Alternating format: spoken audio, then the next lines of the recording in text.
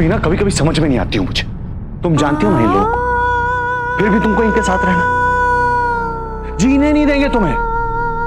और ऐसे कैसे किसी कोने में रह लोगी?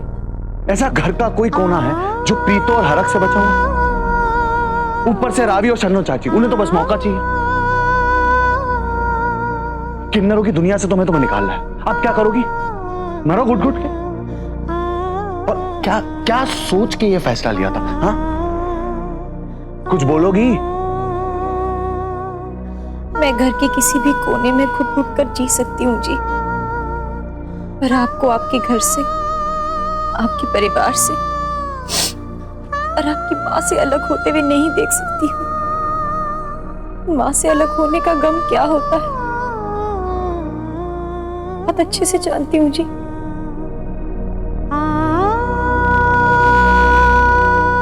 पड़ी रहने दीजिए मुझे घर के किसी भी कोने में। नहीं जाना है मुझे यहाँ से, और ना ही आप यहाँ से कहीं जाएंगे। प्लीज।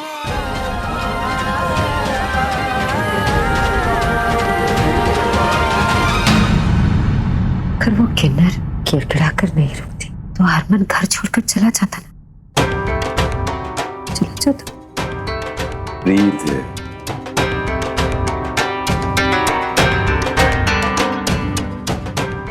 अपनी आत्मा से पूछ, अपने दिल से पूछ, हरमन हमको कितना प्यार करता है।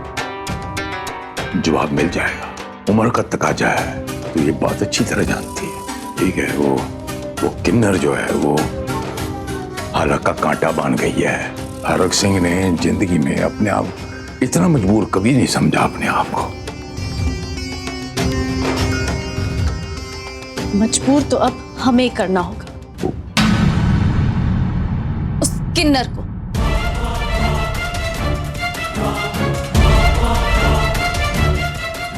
उसे इसी घर में रहना है ना? ठीक है, रहने देते हैं, लेकिन ऐसे उसे चैन से जीने नहीं देंगे। जीते जी उसकी जिंदगी नर्क बना देंगे। उसे इतना परेशान करेंगे कि घर के किसी कोने में पड़ी रहेगी। उसकी जिंदगी का हर एक पल उसे उसकी औकात याद दिलाएगा। और फिर तो उसे मानना ही पड़ेगा कि वो उस दुनिया के लायक ही नहीं है।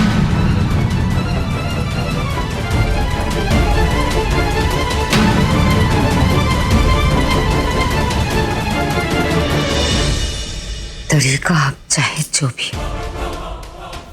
नतीजा चाहिए बस।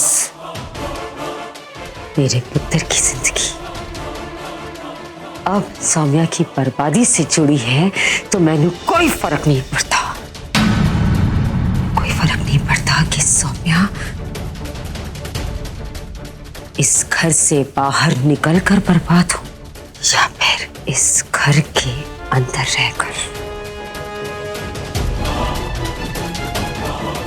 प्रीत, तू टेंशन न ले। एक और हिसाब किताब मुझे पूरा करना है।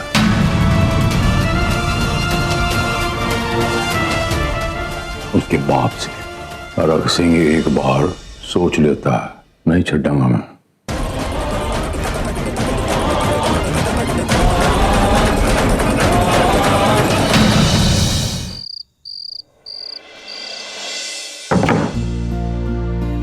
सुनिए जी, आप यहाँ सोइए, सोफे पे मैं सो लूं।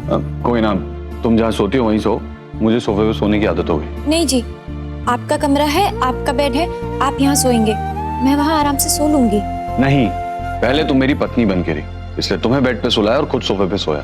और अब तुम मेहमान हो, और मेहमान तो भगवान होता है। भगवान को कोई सोफे पे सुलाता है, इसलिए तुम वहां सो और मैं वहां सोऊंगा। चुपचाप सो जाओ और मुझे भी सोने दो, ठीक है?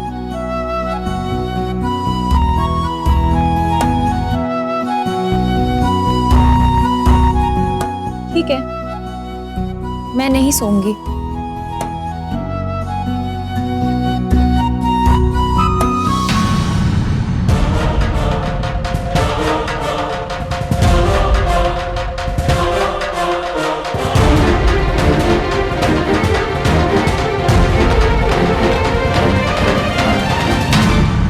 बेबे,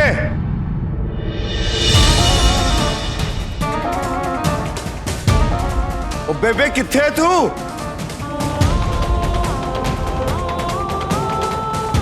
मनिंदर की होया मनिंदर? कब आया तू? वो अभिषेक से मिलने गया था मैं।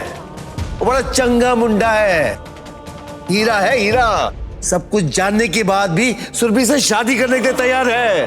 हाय रब्बा, तू सच कह रहा है? हाँ, लेकिन बेबे वो एक बार सुरभि से मिलना चाहता है।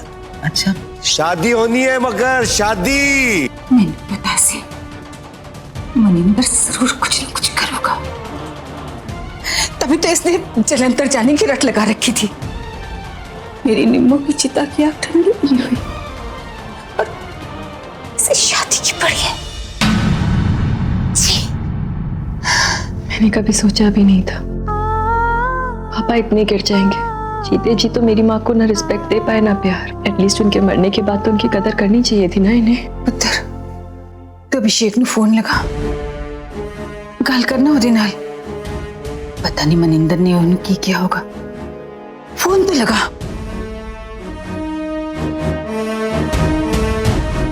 नहीं नानी, अब जो बात करनी होगी यही होगी सबके सामने, साफ साफ। अभिषेक जी समझदार है, जरूर समझेंगे, पूरा यकीन है मुझे।